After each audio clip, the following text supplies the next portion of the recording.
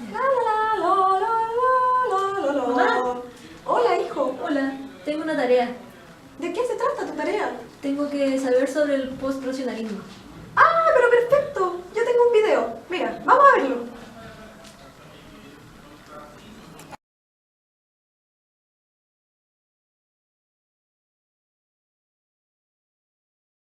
Nos encontramos aquí en las afueras de la Universidad Autónoma de Chile para preguntarle a sus estudiantes qué es lo que piensan acerca del posracionalismo. Empecemos. Hola, ¿qué piensa usted sobre el posracionalismo?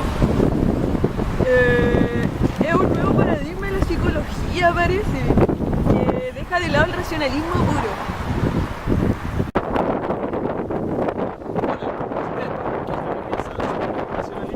Oh, sí, el término posracionalismo fue acuñado por Guidano a fines de los años 80 para indicar una nueva forma de concebir al ser humano como un ser principalmente emotivo y generador de significado, más allá de lo racional. Muchas gracias. De nada. Hola, ¿le puedo molestar con un par de preguntas? ¿Y usted qué se cree? ¡Me voy! Señora, ¿usted qué piensa sobre el posracionalismo? Uy, parece que viene de eso, de los psicólogos. Yo mandé a mi hija al psicólogo y quedó embarazada. Esos psicólogos ni rezan, son todos unos ateos. ¡Ah! Caballero, hola. Bueno, Choro, ¿cómo estamos? ¿Usted qué piensa sobre el posracionalismo? ¿A qué hora juega Chile? ¿A qué hora juega Chile? A las 8, caballero. ¿Y qué hora es? Las 5:30. Bueno, chao, chao.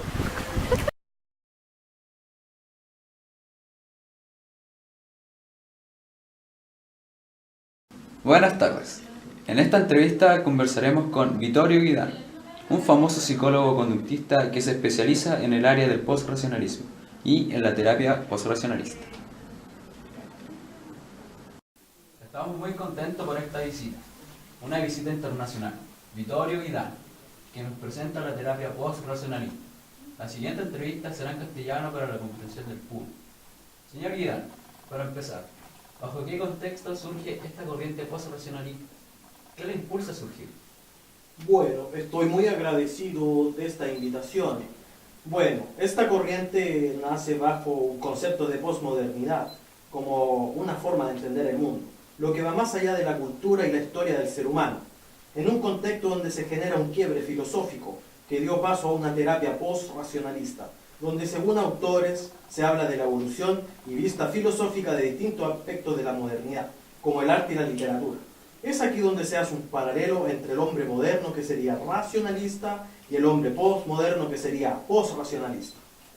Entonces, siguiendo esta línea, ¿cómo afecta este pensamiento innovador postracionalista en la psicología y el quehacer psicólogo? Bueno, antes existía un solo orden único, donde se daba el significado de las cosas, abarcando todo el conocimiento universal. Entonces hay un momento en la historia en la que nos damos cuenta que las cosas no son así. Hay un continuo fluir, como diría entonces Maturana. Cada orden es dependiente del observador que lo está mirando. Dentro de este grupo de psicología racionalista, uno puede incluir el conductismo, por ejemplo, el psicoanálisis y otras teorías, o escaparía el psicoanálisis.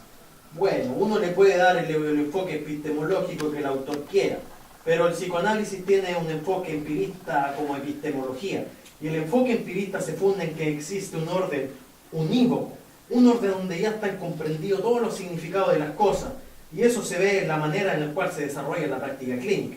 Es decir, algunos símbolos, por ejemplo, el sueño, las fantasías, tienen un significado en sí mismo, no referido al individuo. Es decir, hay un diccionario de símbolos generales, sin considerar la subjetividad del individuo. ¿Cómo es tu mirada y tu relación con el paciente? Para mí se verificó las discrepancias que tenía mi práctica clínica como terapeuta, y sobre todo por la imposibilidad de poderte explicar algunas cosas. No solo lo que vivía, sino lo que ocurría con los pacientes en el proceso terapéutico. No podía explicar los resultados, lo que cambiaba en el paciente, por qué cambiaba, o por qué cambiaba de la forma que tenía programada. De eso empezó a salir una especie de constatación empírica, donde los pacientes tienen una especie de autoorganización. Cambiamos por las circunstancias de la vida, según nuestra dirección y manteniendo nuestra dirección. Y eso no sabía cómo explicarlo.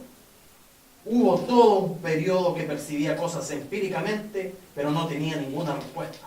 En el fondo, un esquema bastante lineal que nos daba cuenta de las múltiples dimensiones que operan en la realidad. Ahora, si uno escucha esto en una terapia, lo que nos damos cuenta que lo que está ocurriendo ahí es un engaño, que las corrientes más tradicionales son un engaño. El terapeuta de ahora, el post-racionalista, esta nueva terapia que practica, ¿cómo hace para llegar a un resultado? Bueno, el paciente siempre es visto como una persona única. Se pone en un rol de que tiene la certeza o solución justa para los problemas. Es llevar al paciente a comprender, y así el paciente se pueda reorganizar sus reglas de funcionamiento. No se trata de modificar la realidad del paciente, sino de reorganizar. El cambio no es cambiar la personalidad, no es que se pueda cambiar y ser otra persona. La unicidad de la identidad coincide también con la unicidad que tiene la historia de vida.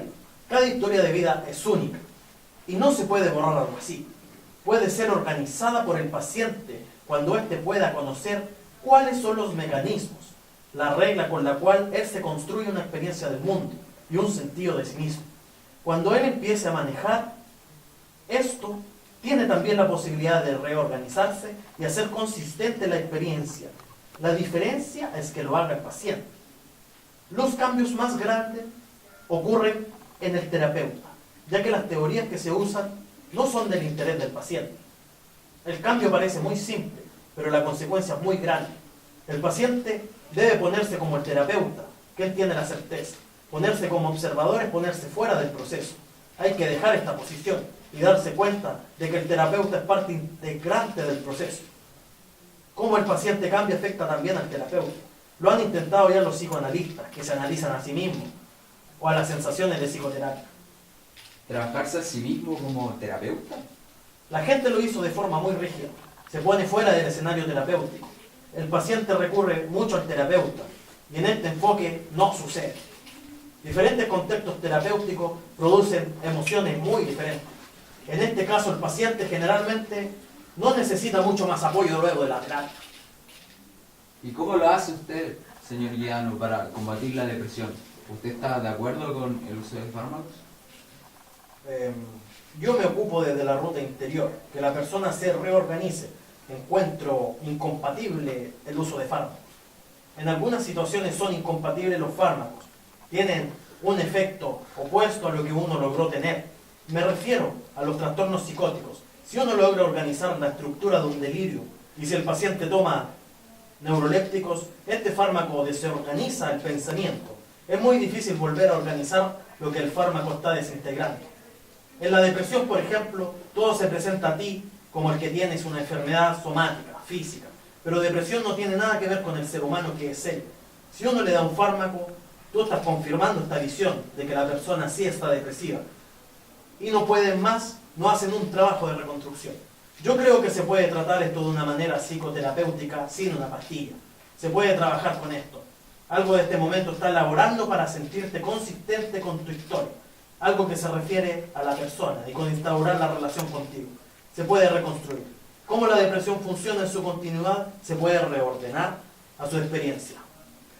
¿Qué pasa con las clasificaciones tradicionales de la psiquiatría? Las clasificaciones de las fobias. ¿Qué ocurre con estas clasificaciones? La clasificación es algo descriptivo. Ninguno sabe bien si hay un síndrome esquizofrénico bien definido. Es un término empleado y las situaciones pueden ser muy diferentes en cada caso de esquizofrenia. Algunos autores son mucho más fuertes en definir la esquizofrenia, como dice Merrill Bow, que la esquizofrenia es la invención científica de este siglo. El delirio científico de este siglo. No es algo explicativo, es algo descriptivo. Las clasificaciones psiquiátricas es como ver una foto. Nosotros utilizamos otro tipo de categorización.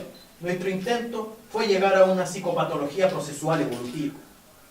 Cómo un ser humano se desarrolla en todo su ciclo vital y sobre todo, cuál es la manera por la que un ser humano intenta mantener su coherencia interna, su sentido de sí mismo.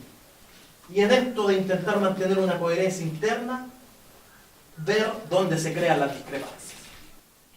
¿Qué opina usted acerca del amor? ¿Es este posterior al lenguaje? Bueno, en los seres humanos todo ocurre en el lenguaje. El lenguaje es lo que produce la conciencia, y que a su vez conciencia tenga su conciencia. A través del lenguaje nos podemos comunicar tú y yo, Tulio, ¿no es verdad? Bueno, por lo cual el lenguaje transforma el amor y lo hace llegar a los niveles intersubjetivos que tienen los individuos. El conocimiento que se genera respecto a uno mismo es como uno observa a los demás, y esa observación del otro es información para sí mismo. Las relaciones, afectividad, de apego en los seres humanos dura toda la vida a diferencia de otras especies. Bueno, con esto concluimos la entrevista. Agradecemos la participación de Guidán, que se ha hecho presente en este estudio, y a todos nuestros fieles televidentes. Hasta la próxima. Bueno, estoy muy agradecido por esta invitación.